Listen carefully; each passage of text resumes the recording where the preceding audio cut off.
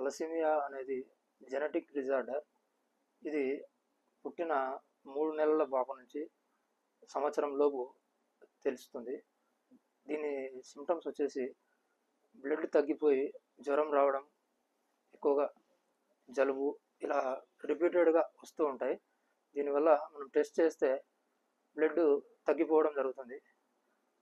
అలా ఎందువల్ల తగ్గిపోతుందని మనం తెలుసుకోవడం కోసం డిఎన్ఏ టెస్ట్ చేస్తే దీనిపైన పూర్తి క్లారిటీ వస్తుంది. దీంతో ఆల్ఫా తలసీమియా, బీటా తలసీమియా అని 2 రకాలు ఉన్నాయి. ఆల్ఫా తలసీమియాలో మైనర్ అంటారు దీన్ని. ఈ మైనర్లను క్యారియర్లుగా కూడా చెప్తారు. బీటా తలసీమియా అనేది మేజర్ తలసీమియాలో వీళ్ళకు వచ్చేసి బ్లడ్ పూర్తిగా తగ్గిపోవడం జరుగుతూ ఉంటుంది. వీళ్ళకు ప్రతి నెలకు ఒకసారి కానీ 21 డేస్కి ఒకసారి కానీ బ్లడ్ ఎక్కించాల్సి వస్తూ ఉంటుంది. దీనికి పూర్తి పరిష్కారం అయితే ఇప్పట్లో బోన్ మ్యారో ట్రాన్స్ప్లాంటేషన్ మాత్రమే. దీనికి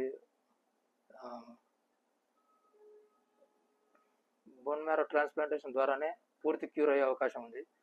అది ఇప్పుడు కాస్త సులభతరంగా వెముక మధ్యలో నుంచి చేయడం కాకుండా స్టమ్ సెల్స్ ద్వారా చాలా సులభతరంగా చేయడం జరుగుతుంది. అలాగే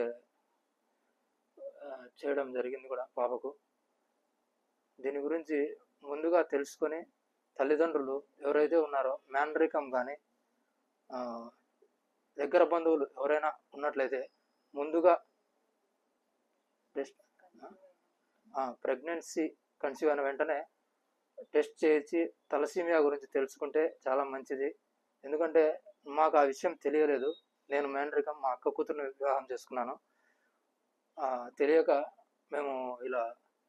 మేమిద్దరం క్యారియర్లు అయి ఉండడం కూడా ఒక మైనస్. కాబట్టి ఎవరైనా ముందుగా ఈ టెస్ట్ చేయించుకుంటే ఇలా తలసీమియా బారిన పడకుండా పిల్లలను కాపాడుకోవచ్చు.